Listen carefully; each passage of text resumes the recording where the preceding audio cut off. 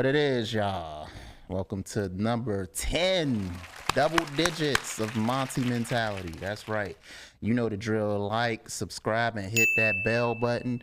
Of course, we got Bunche with us again. Let's get to it. Number 10. We got a busy schedule. This is busy today. We absolutely needed him for this one and probably the next one, but we'll get to that. Because this is the essential Monty National Basketball Association pod right here. Sir.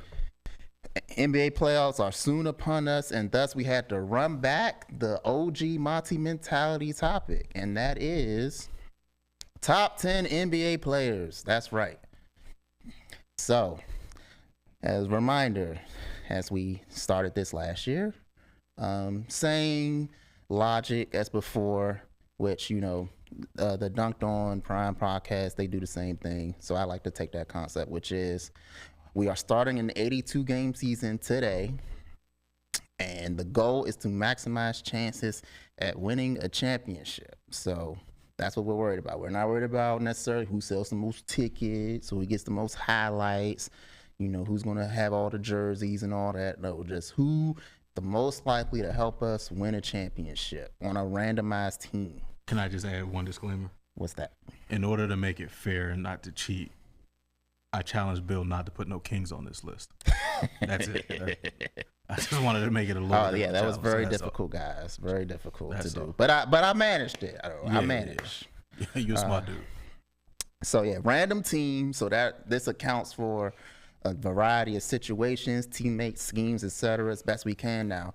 We're not going to go full dunker spot or dunked on and talk about how someone shows at the level of the screen or curls around, you know, hammer action and all of that. But we're going to try at least have an idea of like, hey, we're going to go a nice middle ground between the mainstream trash you got out there and the super deep basketball talk. Bridge that gap, if you will. Another thing important, current injuries are wiped away. But if you have a propensity to get injured, that is definitely taken into account. Shout out Kawhi. That may or may not come up later, but we'll see. I also don't know what this top 10 list is, so I'm kind of hearing it at the same time y'all do. Correct. So I'm excited. Bunche does not know the order.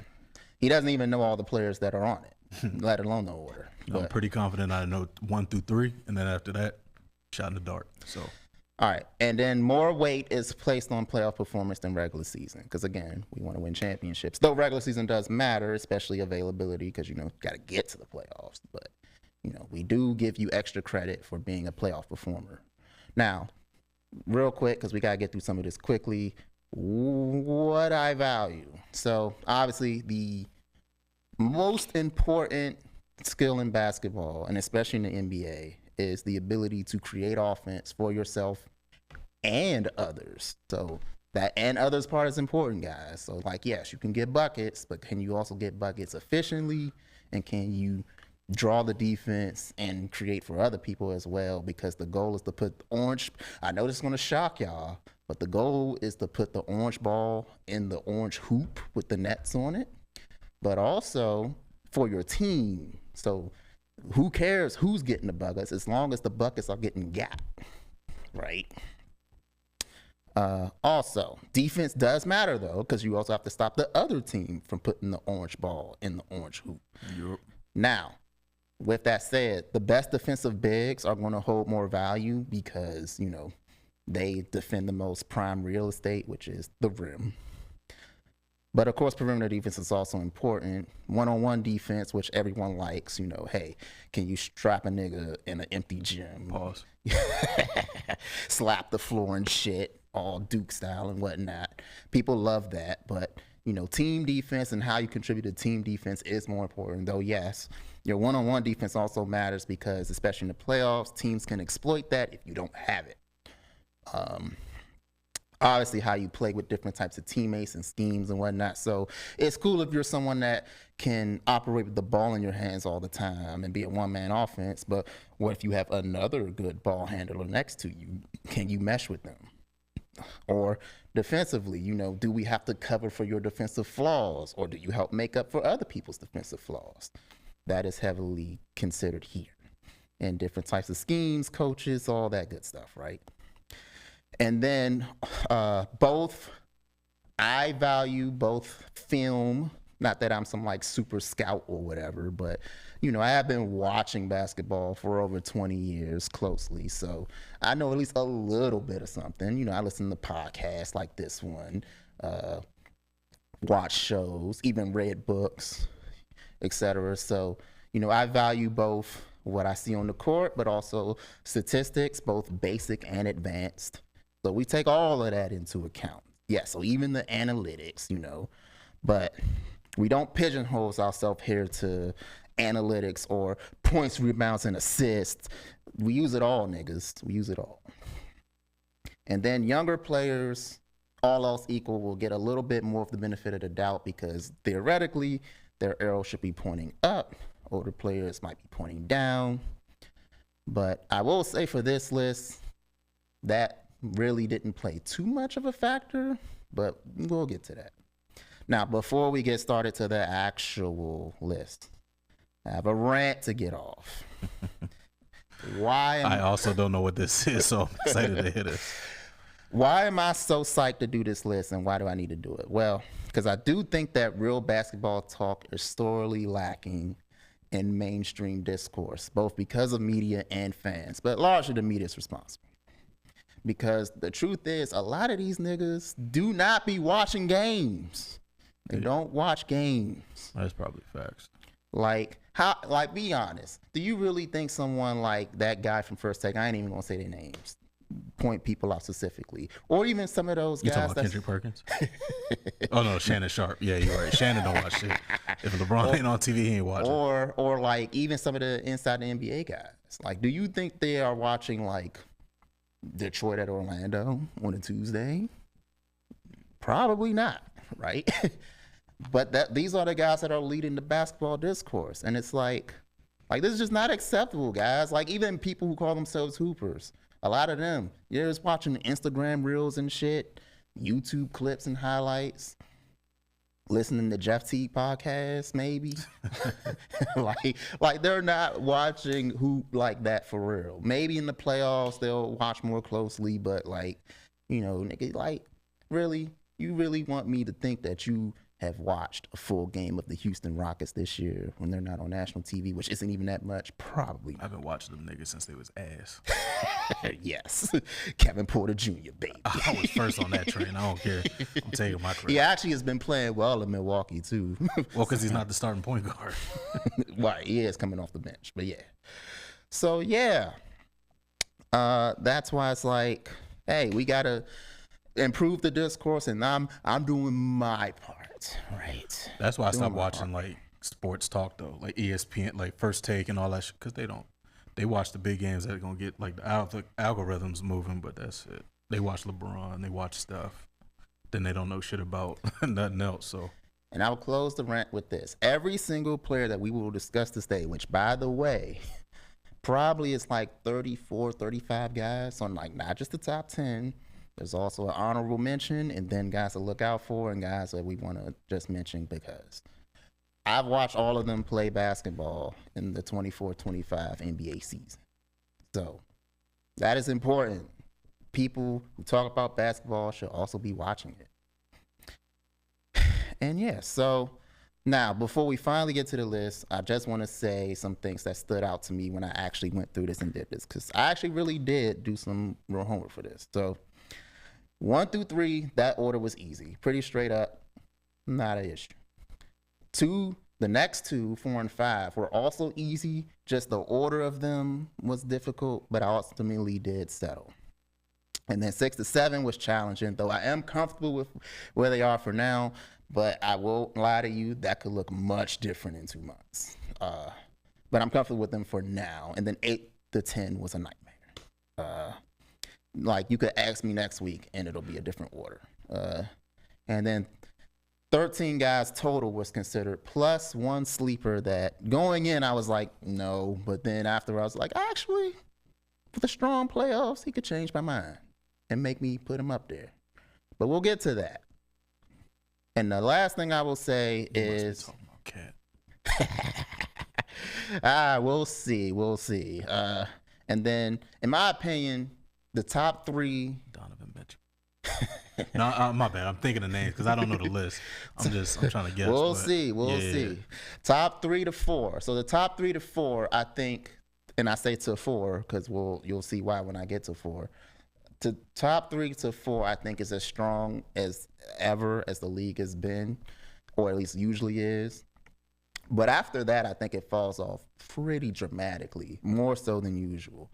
Usually in the NBA history, in a given year, you have about maybe 4 to 7-ish guys that it's like, hey, you put the right pieces around them, the right coach, right system, all that, you could seriously win a championship. And then maybe you have another 4 to 7 guys after that. It's like, okay, ideally he's not your best player, but like if you really stack the team around him and the chips around him, like say Boston style, then okay, you might also could win a championship. Think like, say Boston last year to an extent, definitely those Detroit teams, the 2014 Spurs, those kind of teams. Yeah. And then, and a lot of that is because you have young guys who haven't quite stepped up yet, or guys who are falling off. So we will get to that. But now, the top 10. And as you see, I got my Lakers stuff on to show you that how unbiased I am, right? So number 1, of course, is Luka Doncic. And then number 2 is LeBron James. And then number 3, well, he's not a Laker, so I don't need to mention him. Number 4 is Austin Reeves. All right. Enough jokes. We'll get to the real top 10 now. You called me for a second. I was like, wait, what? So number 1, this was very easy. And also I will mention where they ranked last year, or if they were even ranked by me last year. Number 1 is the same number 1 I had last year.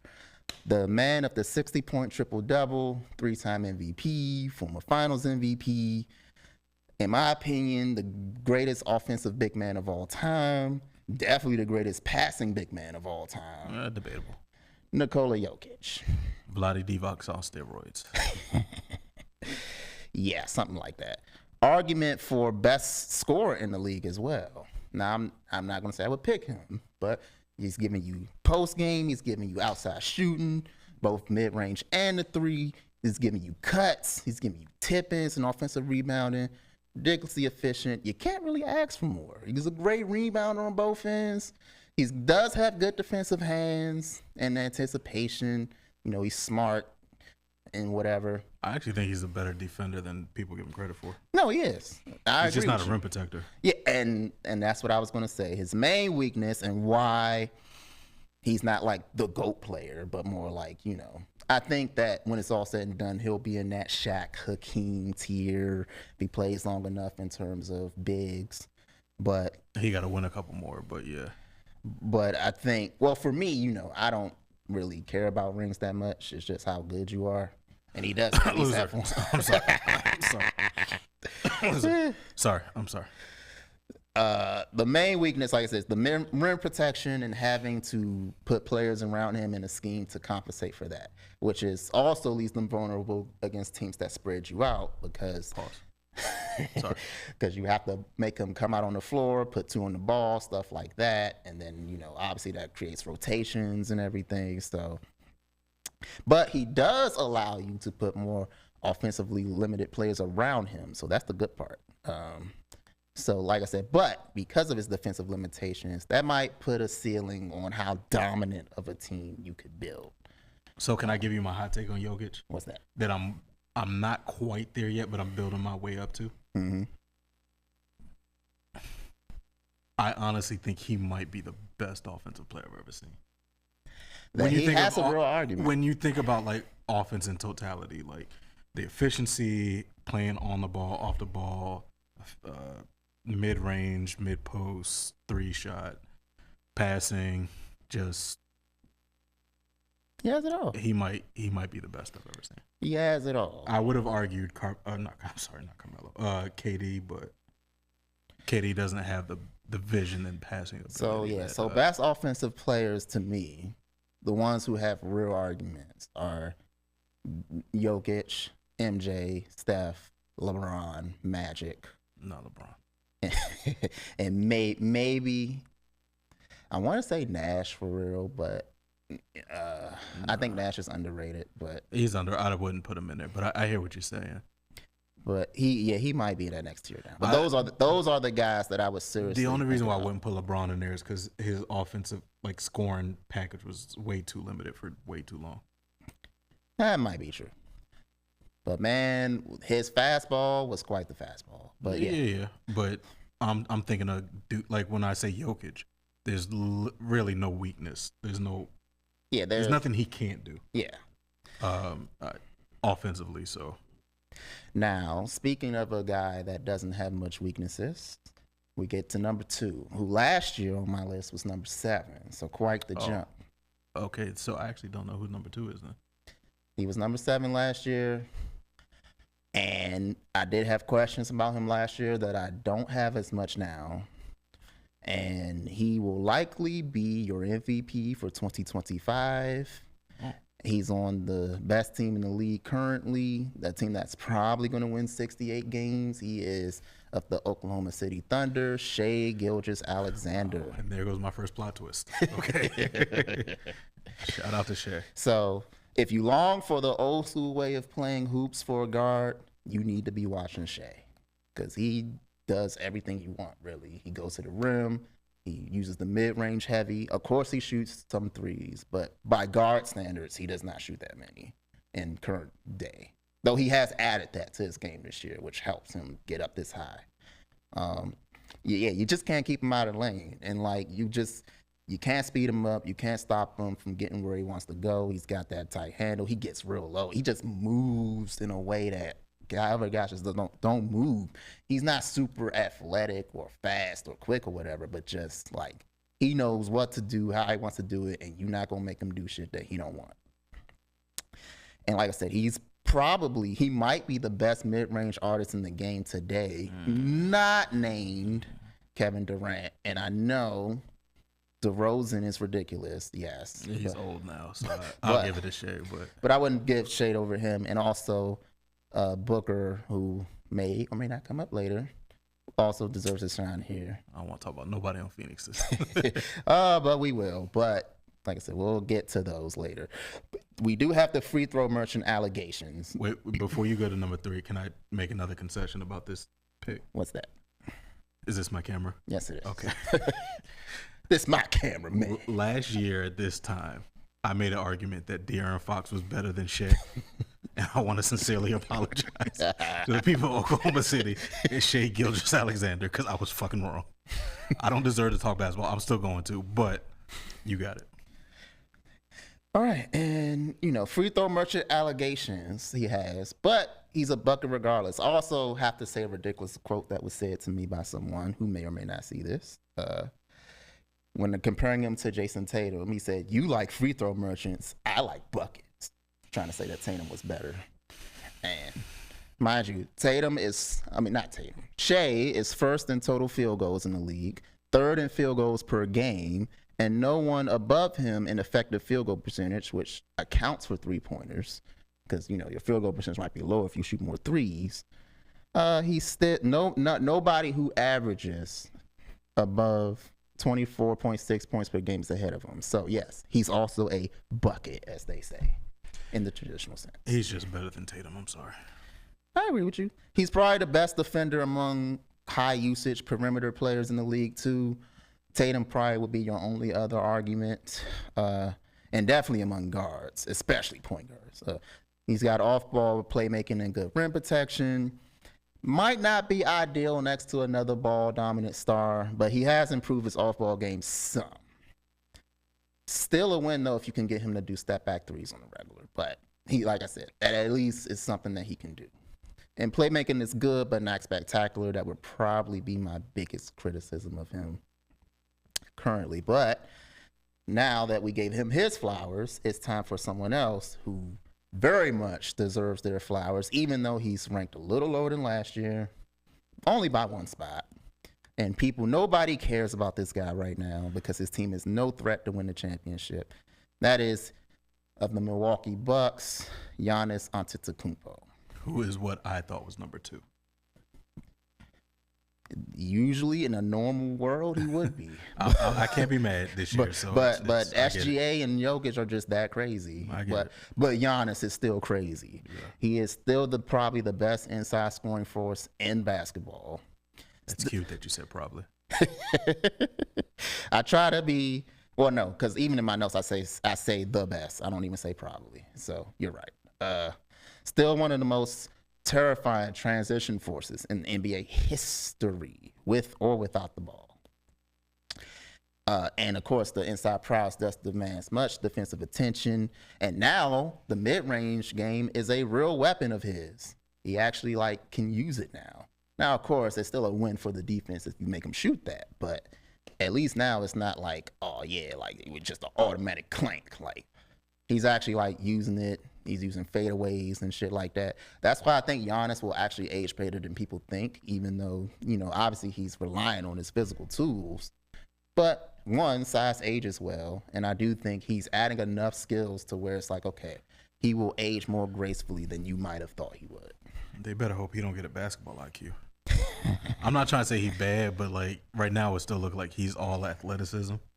I mean, he does make some smart plays. No, I'm not. That's what I'm saying. I'm not saying that he's a poor IQ guy. But yeah.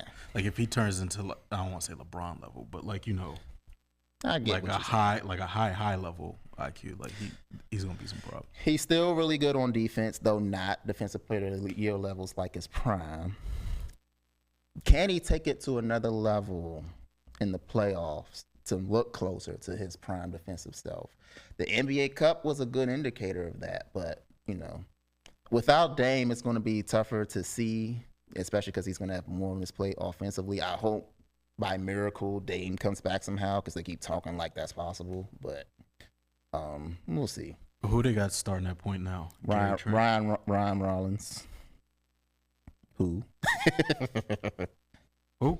He a good defender at least? I don't. He plays some good defense and makes some good plays, right. But I actually kind of like him when I watch him. He's not a scrub. Let's just say that. But obviously he's not Dame Lillard, even a diminished version of Dame. Though he does play better defense, but that's not hard to do. I play better defense. I'm just kidding. But unfortunately, Giannis's free throw shooting is as butt as ever. But all right, wait till Game 6 of the finals. I knew you were gonna say that. I'll never root against. That was on my birthday too, by the way. That he did that. That was crazy. 17-19. I'm never. The only NBA game that ever be played on my birthday, and he did that. That's crazy. And then, like I said, but the thing with Giannis is his overall shooting deficiencies does make it harder to build a team around him, especially because he can't play center full time. Because again, he's not that level of rim protector to do that, or rebounder probably. Well, rebounder he might could do it, but he could definitely do a rebounder. But yeah, his rim protecting is not up to the level, especially now. So he has to at least be 4 part time. And so again, but you don't think it could be if he was to play the 5? Right now he's playing a 4 next to Brooke. I don't think because even watching him, there's shots that in the past he would have just sent flying that he's not doing anymore. Oh, you're saying age and attrition. Oh, okay, I got you. So there's major questions about how good of a playoff offense you can build around him. That's probably the biggest issue with Giannis. Early career LeBron. I'm sorry. Yeah.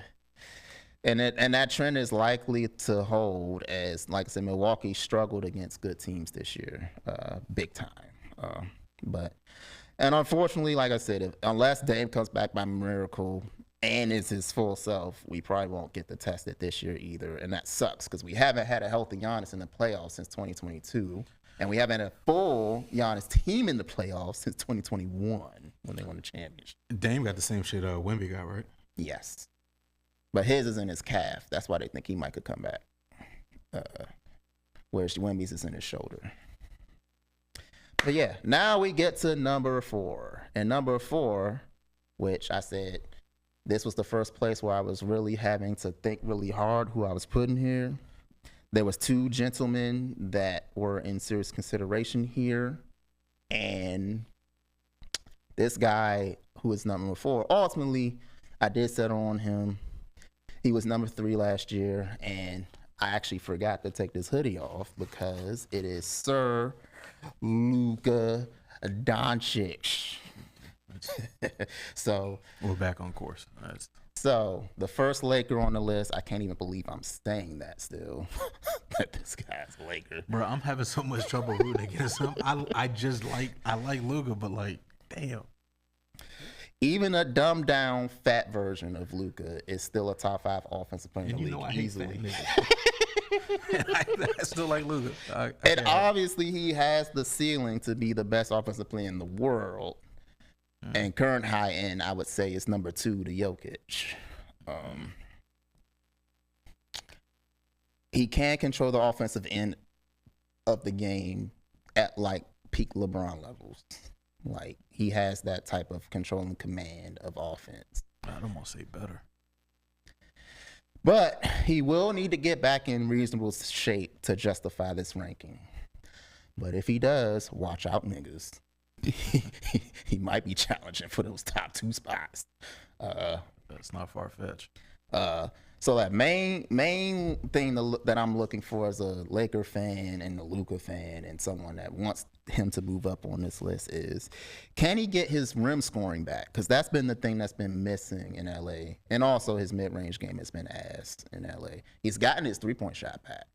That's fully back, but once he gets those 2 things back, then it's curtains for niggas. Okay, we back, baby. And also not allowing defenses to switch Al fucking Horford. Not granted, Al Horford is good. That's fine. But no, you got to cook that nigga. Like, don't allow them to switch those kind of guys onto you. And obviously, defense is not my man's strong point. But at least he has size. He rebounds. He plays the passing lanes. You know, like I said, he's got good anticipation and all that. Lateral movement, consistent effort, rim protection. Hey, guys, let's just talk about the rebound, okay? Let's not worry about all that. Yeah. Let's not worry about all that, okay? But because of those concerns and, you know, the fatness as it is right now, I did give serious thought to the point where I was this close to choosing number 5 over him. This close. And this guy was actually number 10 last year. But he has risen up all the way to 5. And to be honest with you, this guy isn't even really that much better than last year. It's more so the other guys around him are all getting worse, or just mean having less confidence in them.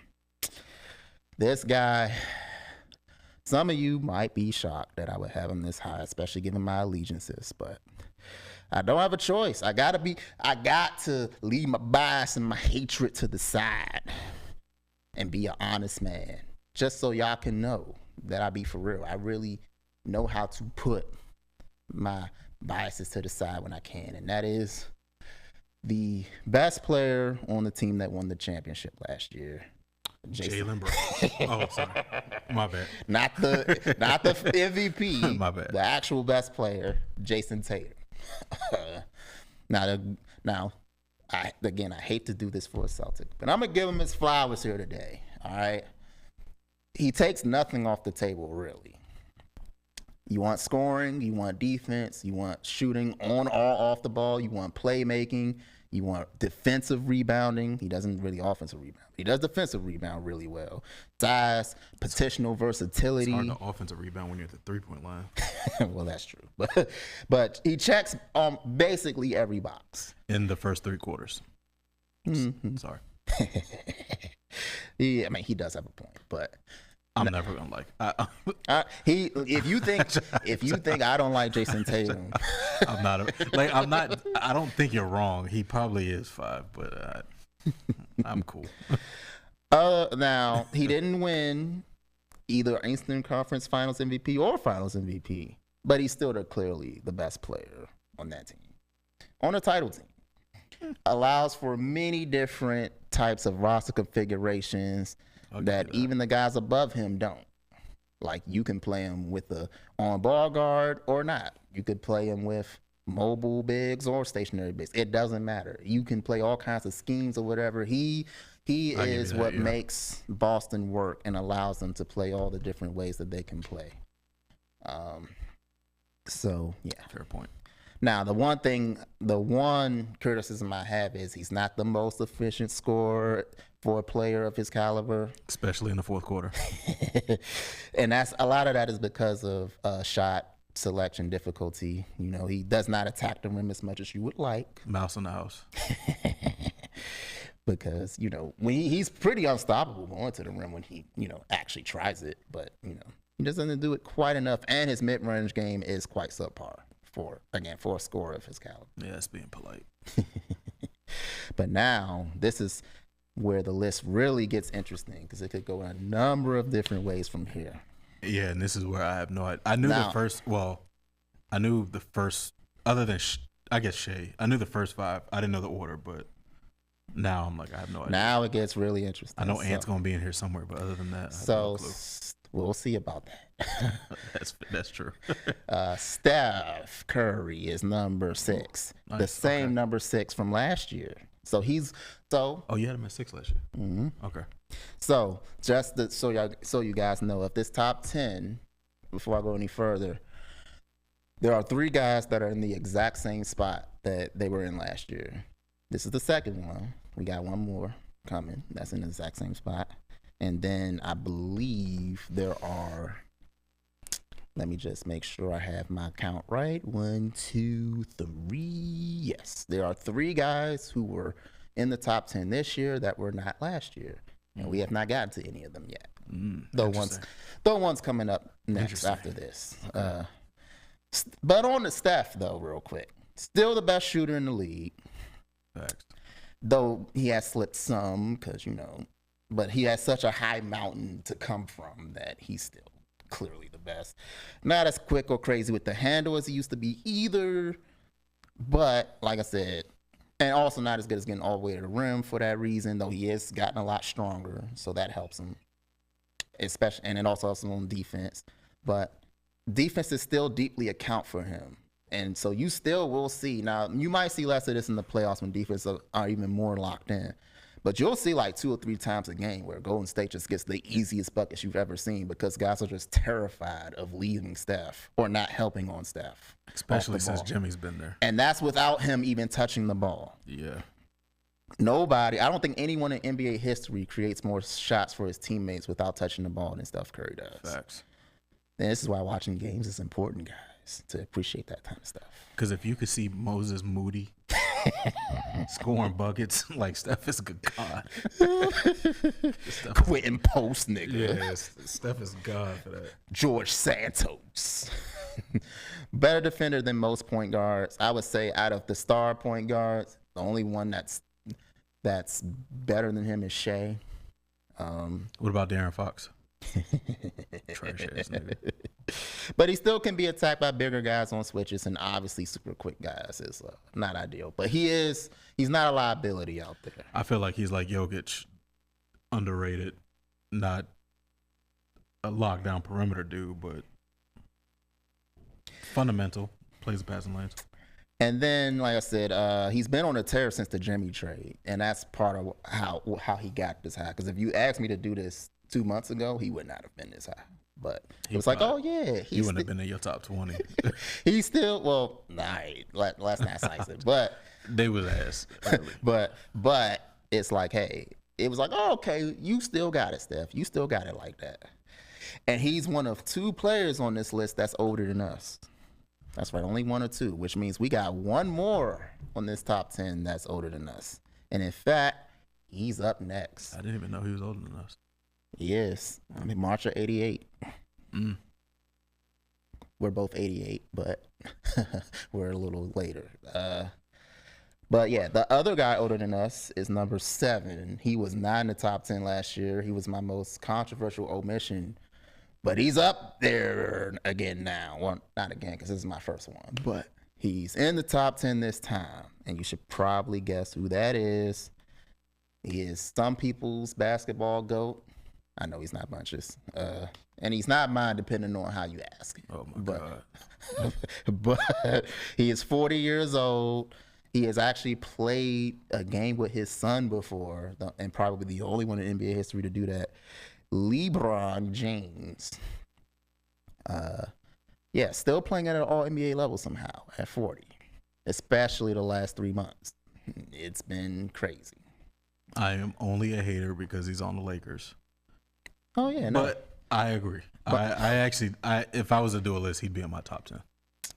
Even being a far cry from his prime, he's still one of the best athletes in the NBA to this day.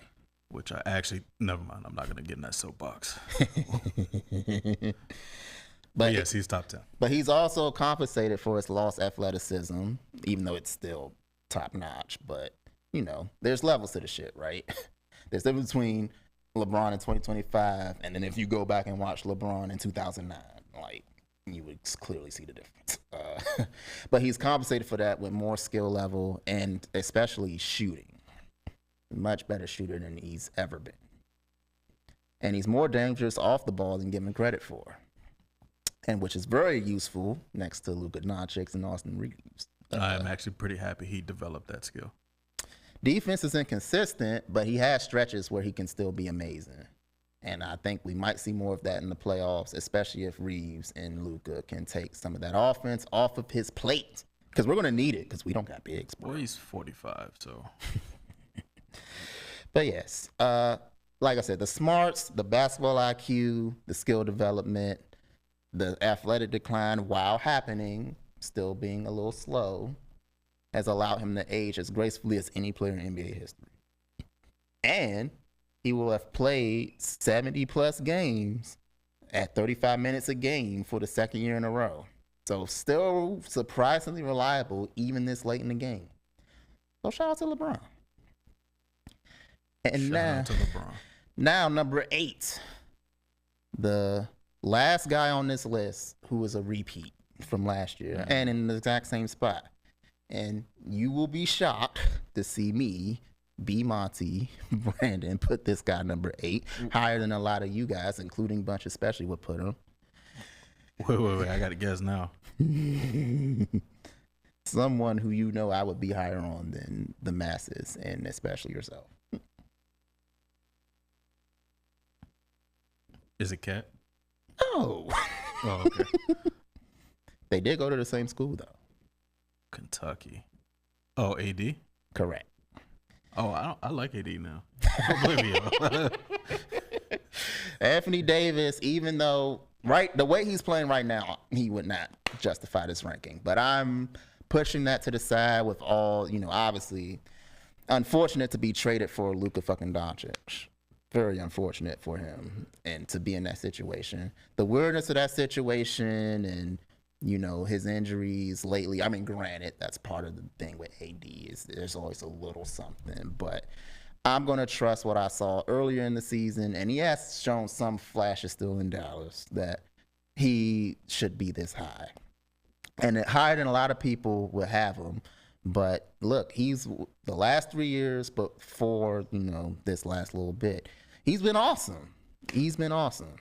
And many, including Nico Harrison and himself, unfortunately want him to be something that he's not, which is this go-to, throw him the ball, offensive player. Like, that's not what he is. I don't think that's what they want from him. I mean, that's what I think what AD wants to do and what Nico thinks. But does AD want to do that? Because he only had 13. He wants to be a 4, which I'm going to get to. Oh, a 4, yeah. But I'm going to get to some of that a little later. He's a proven defensive monster. Best in the league, if you ask me.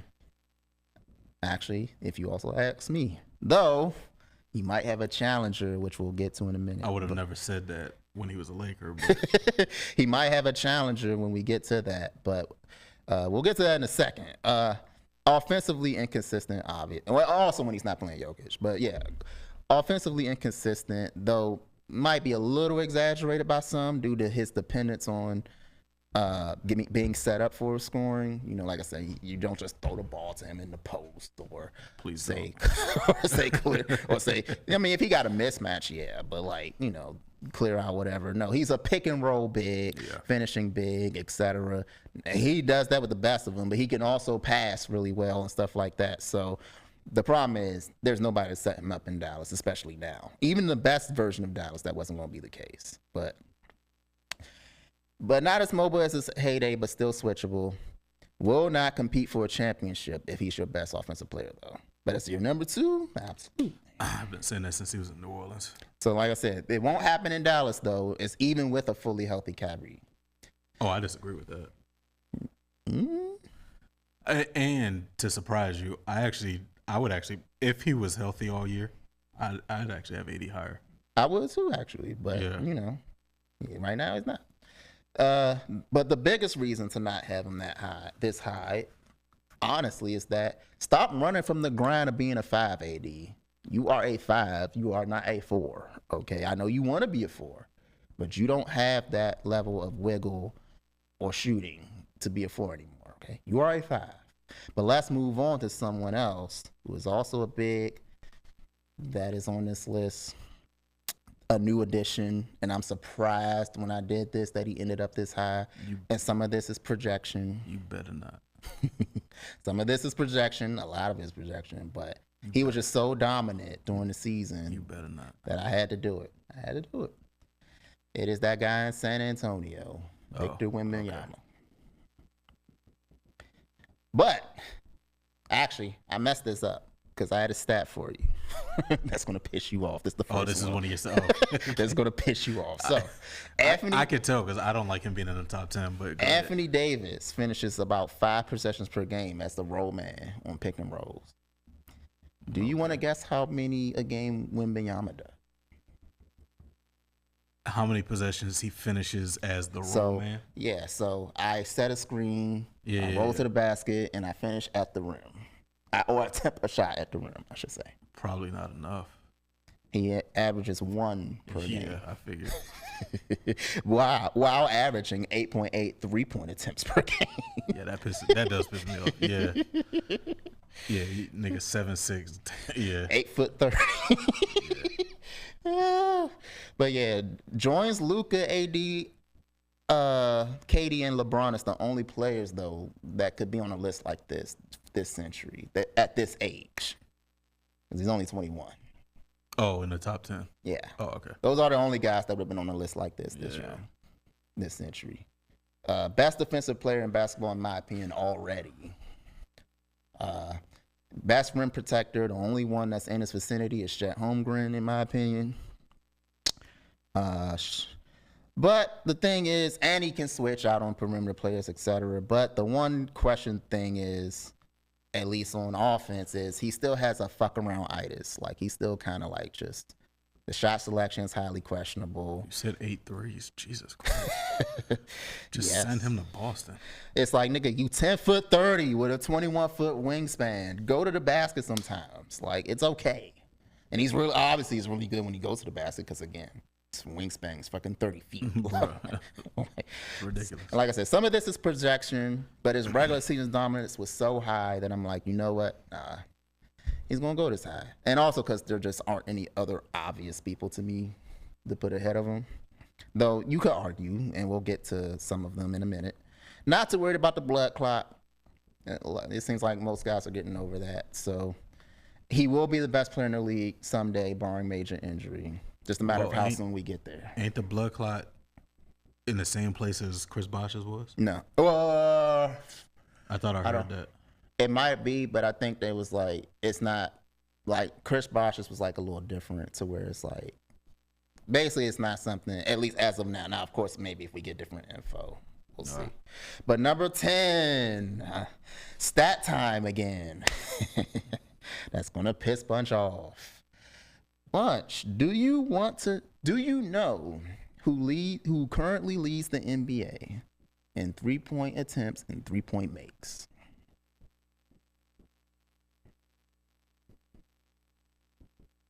It better not be Ant.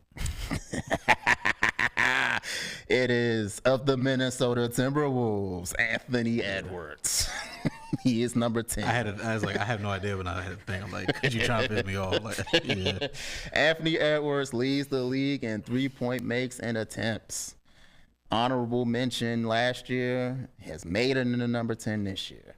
And honestly, I won't say he's not better. He is, because the pull-up 3-point shooting is for real. Now, granted, it has come at the expense of his mid-range game, some which might be good, maybe. and that hence rim attacks, which is not so good. But it is a real weapon. And I think overall, it's probably a worthwhile trade-off in the long run, but I don't like your best player being a three-point shooter, unless you're Steph. I was going to say it probably was Steph. I mean, I'll give him the benefit of the doubt because they lost Cat, so maybe he's trying to compensate for that. But I don't love it. But I mean, but he is really tough to stop going downhill. Axe Phoenix and Denver. It's okay playing off the ball. Okay. Obviously, his defense can be really good when he's locked in, but inconsistent throughout the regular season. And that's a lot of why he's this high and finished ahead of my last 2 cuts, which we'll get to in a second. And like I said, this ranking is largely based on his ability to physically dominate in the playoffs. And he's either the second or third best athlete in the league currently. He used to be the best, but, there's a set of twins now, especially one down in Houston. Sorry, my bad. That might have something to say about that. But like I said, his decision-making and handle have improved. I mean, not his handle. His decision-making and his passing have improved, but still can use some serious work. And his handle is highly suspect. And that is why he's not higher than this. To get into that super duper star range, he's going to need to either tighten up that handle, improve his table setting. Yeah, that's probably the main things, or just his overall skill level to get into that high spots, which I don't know if he will or won't. We'll just stop playing with your food, Ant. Just attack. And now it looks like we're not going to get to everybody because we're already at 45 minutes, but we can get through the honorable mentions. First one, Donovan Mitchell. He was the last cut. Okay. Can be a very explosive scorer. This is a down year statistically for him, but he can score at all 3 levels. Very good playmaker. Defense has improved since his Utah days. So easily can shoot up this list some with a strong playoffs. Yeah, I like that. Second to last cut, Jalen Brunson, New York Knicks. Another awesome scoring playmaker, an even better playmaker than Mitchell, or a lot of guys higher than him on here. And I would say he's probably the best offensive player that's not in my top 10 currently. I made that noise, but I actually like that. Mostly an on-ball guy, though. He is a bit of a pounder, so he's tough to play with other on-ball guys. Though it did work with Luka in Dallas, but he also wasn't the Brunson that he is now. Does give effort and takes charges, but ultimately a defensive liability and a bigger liability than Mitchell and definitely Edwards. Obviously, that's why he ended up lower when it was all said and done. And you also questioned how his crash dummy style can sustain over time. And then the last cut, not the last cut, but I should say the most controversial cut, though he was seriously considered. And you probably noticed I haven't said this name yet. And he is a DMV PG County basketball legend. Oh. And he plays for the Phoenix Suns, Mr. Kevin Durant. And like I said, I likely will have this as my most controversial omission. But he can still score with nearly anybody.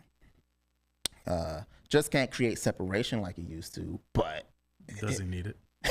And I was going to say, he's probably still the best shot maker in the league currently. And his mid-range game is the best of anyone in the league. Solid defensively still, but it is overtasked in Phoenix for obvious reasons. Because, roster. Handling and playmaking have also declined along with the athleticism, which plays a major role in him sliding down this list. Though, like I said, there's a legit argument he should be in the top 10. So I'm not saying he has. That's why he's being mentioned now and not a little later. It's like I said, we'll try to get to as many as we can. And probably can't be the best offensive player on a high-level offense anymore, unfortunately. But all that said, well, maybe if it's surrounding talent like Boston. But other than that, know where I want to see him go? Where's that? I want to see him go to Minnesota. They said Minnesota was interested. I want to see him in that. That would be cool. But all that said, he's still an all NBA level talent at 36 years old, which should be applauded. So still shouts to Kevin Durant. Shout out to KD. And then there's one more guy that had to get in here before we go, though we'll get to a couple more. We got time for a couple more after this that I may be sleeping on. The rest of the extras we'll get to next week, along with the playoff preview. The one I might be sleeping on, and this guy here is a young guy still on this rookie contract and might swing the Eastern Conference Finals if he lives up to his full potential, and would make me shoot him up this list instantly. And he is Donovan Mitchell's teammate, Evan Mobley. Took a massive step offensively this year with his three-point shot and off the dribble game. I mean, he's straight just dunking on niggas now on regular. You love to see it. Arguably as good a defender as anyone in the non-Wemby division. Or rim protecting, switchability, isolation, post. Though I mean, his post is amazing, but you know, he's a 4-5. And that gets back to the other thing. Now his skill level has developed to the point where he can actually play power forward. Nobody's saying he can't play with Jared Allen anymore. Like, it works now because, like I said, he can now shoot threes. And really, also, like I said, the off the dribble game it's nice now. And he's a solid passer, especially at the 5. The one biggest weakness I would say to look out for is actually his defensive rebounding, especially again if he's playing 5. Can he dominate this playoffs and help Cleveland get to the finals? That is the thing we're going to be looking out for. He would crack the top 10 if he can. Does he give us 10 rebounds a game? No. And then I'm going to need that in the playoffs. And then we still have time for probably at least to get through a few more of these guys. So first, the 2 from last year, the top 2 that were in the top 10 last year that are now banned for life. I don't care what they do. They're never getting in my top 10 again. And one of them was number 4 last year. I am at number 4. Oh, let me guess. Joel Embiid. You're close, but no. Kawhi Leonard. Correct. Okay. Kawhi came back in January. And because Joel Embiid's on my shit list. Forever. Kawhi came back in January. I know who the other one is. And he's been straight cooking for the last 2 months. But you cannot fool me, Kawhi. I know that tweet from Shams is coming before Game 3 against Golden State. Kawhi Leonard. Or maybe the Denver, I don't know. But Kawhi Leonard will be out for Game 3 tonight, and then we won't see him again. And the Clippers will get bounced in 5 games. And I know your game, Kawhi. You cannot fool me. All right? Them knees, they don't have your back. And even if he goes and wins final MVP this year somehow, you're still banned. I don't care. You're not making it. All right?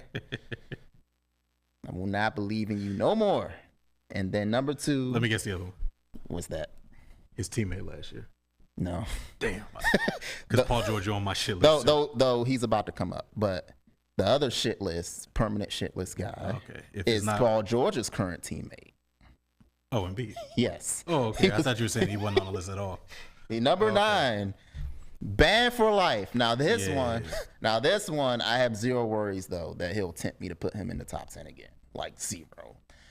He's having off the scalper surgery, I think it is. Like, I don't think we're going to see MVP Embiid again.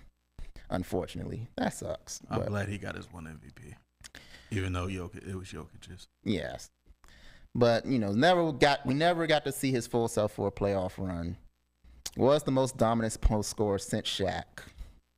Well, it's funny. We did see him healthy one time, but the other guy on your list took him out with that. But he wasn't even that healthy then. I mean, you know, he still made an impact. But yeah. But again, you know, he gave you rim protection and rebound. He gave you all that, but banned, nigga, banned. You're not coming back. And now we still have time for, in consideration last year, but have disappointed. Number 1 for that, Devin Booker.